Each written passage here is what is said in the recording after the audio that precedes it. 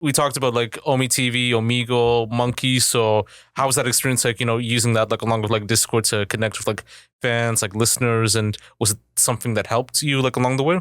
I mean, yes and no. Discord especially because it's a community. I have a community server. So yeah, so in the community server, in my community server, I just just post about my story, or not story. I post about my music a lot, talk to my people, and just that's it. But for Omegle, I've gotten recognized a few times on Omegle. Like, there's some interactions that I posted on my page about people like, oh my God, is that BIMB? Is that BIMB? You know what I'm saying? Like, chill. But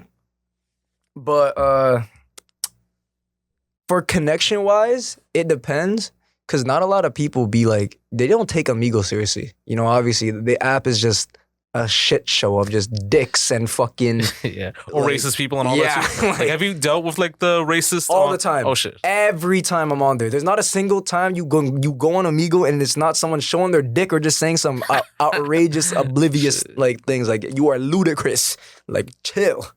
But...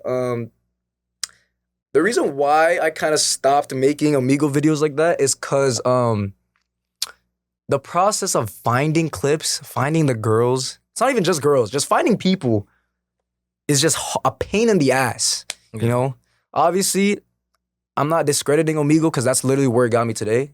I'd still do it, but as of right now, I'm not sure.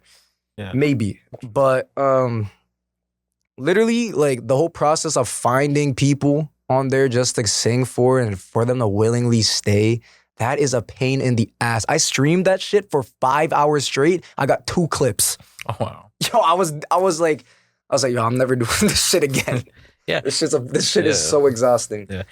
Because I've seen the stuff like on IG too with the shorties and all that too, and like there was like the Asian girl like dancing. I think that was like the highest one that you've had over 1 million views. Yeah. Yeah, so like like it kind of has to be like a diamond in the rough type of thing and all that, where you have to find like your best like bit of like content and like just like run up with that, So yeah, man. So, and is there like any like do's and don'ts like when interacting with like people like on Discord or Omegle and all that? Yeah, don't show your penises. Or just don't show any private parts. Just be cool. Just chill. You know what I'm saying? Just simple. Just network and chill. That's it. Yeah. As an upcoming artist, to all you upcoming artists, find your own path, honestly. Because if you keep leeching off other people, I don't mean it in a bad way though. I don't mean it in any bad way. I'm just saying if you keep leeching, people are gonna be like, yo, you're copying this guy. You're not doing any creative ideas. You can take ideas and put them on your own, which I like to do, but don't completely steal people's ideas. You know what I'm saying? Yeah, that's facts, man. Basically, yeah, that's facts. And what's crazy too is that you have like 14K like on IG, like 14K followers, like 10K on TikTok too. So how did you like manage to like attain like a high following and all that? And like, were there like any like methods or ways to like interact with your fan base or followers to create like engagement and like connectivity and all that? So this all happened because of the help of my friends. All right. But not completely. It's just how they helped me with content and stuff, especially this guy Asder and Lost Official. Shout out to both my brothers from here, from Canada. So they actually, as a matter of fact, they're the ones who really put me on the grid, especially for connections and everything. Because Lost especially got me connections with a lot of cool artists and streamers. I don't know if you know Das Gas Dom. I think so, yeah. Yeah, but him, there's a guy named Jay Springs. He's in the group. Wait, I don't want to. 143? I think it's 143. Like the army group and all that, right? It's an R&B group. Yeah, like one of my guys is actually on Rise 783. It's like the very tall guy, glasses and all that. I'm not sure. Yeah. But yeah, he got me a lot of connections. Asder, we made content together and I've been on some of his videos and it has gone pretty viral. There's a video of us with like 3 million views and there's one other one's like 100,000. I don't know. But they're the one who really put me on the methods and stuff. So like on creating like the algorithms, like engagements. Yeah, like when to post, how to edit and how to like, how to do all that. But I'd say the process is not hard. It's just you got to be consistent. Yeah, true. So really, like the main way to just grow is just be consistent. And like kind of like depends on like the certain trends and all that too, because like there's like these like trends where, you know, there's a little like clip of like a random like accident, and then the person like just like falls down, promotes like their content and all that too.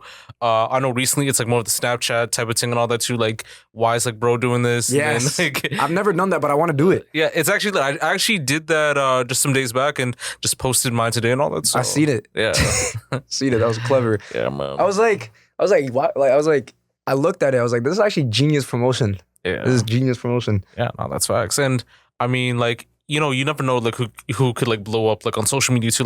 Like when I ran like this like platform for a bit too, like I've had like maybe at least like 3 people that kind of blew up like a little bit too. So I had this like guy named like Snow Day and all that too. I know Snow Day.